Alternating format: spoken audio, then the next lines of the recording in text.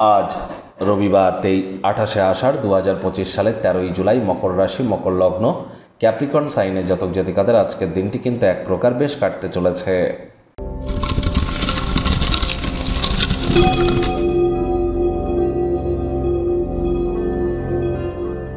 ভিডিওটির শুরুতেই স্ক্রিনে আপনারা দেখতে পাচ্ছেন শনি মহারাজের প্রণাম মন্ত্র। ওম নীলাঞ্জন ছায়াপ্রক্ষং রবি সুতং মহাগ্রহম ছায়া গর্ভসম্ভূতং তং নমামি শনিশ্চরম। এটি আজ আপনারা অবশ্যই সন্ধ্যেবেলার সময় 108 বার জপ করুন।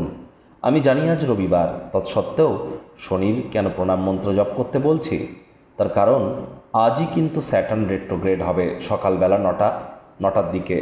আর শনি কিন্তু একটানা এই বক্র অবস্থা অর্থাৎ স্যাটার্ন রেট্রোগ্রেড হয়েই থাকবে 28শে নভেম্বর পর্যন্ত, একটানা 138টি দিন। আর বক্রী শনি আপনাদের জীবনকে এই যে আগত প্রায় 4 মাস বা 4.5 মাস কীভাবে আপনাদেরকে প্রভাবিত করবে সে বিষয়ে কিন্তু অলরেডি বিস্তারিত আলোচনা সহ একটি ভিডিও চ্যানেলে আপলোড করা হয়েছে আপনাদের রাশির জন্য স্পেশালি। সময় সুযোগ বুঝে একবার দেখে বা শুনে নিতে ভুলবেন না।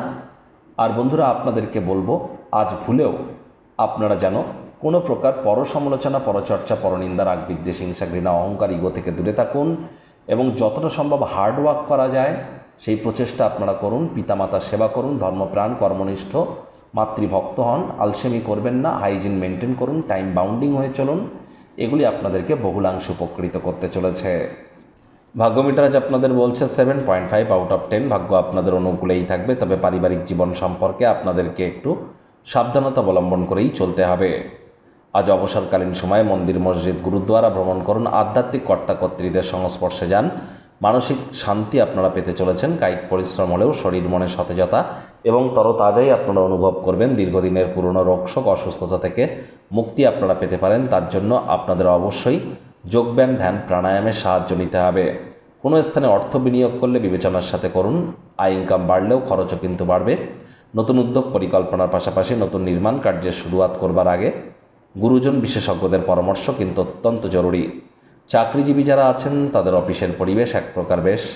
বস কলিগদের সাথে ভাব ভালোবাসা বৃদ্ধি পাবে, কর্মে গতি অনুভব করবেন। নিজের মেধা, দক্ষতা, ট্যালেন্টের দৌলতে প্রশংসার পাত্রপাত্রীও আপনারা হতেই পারেন।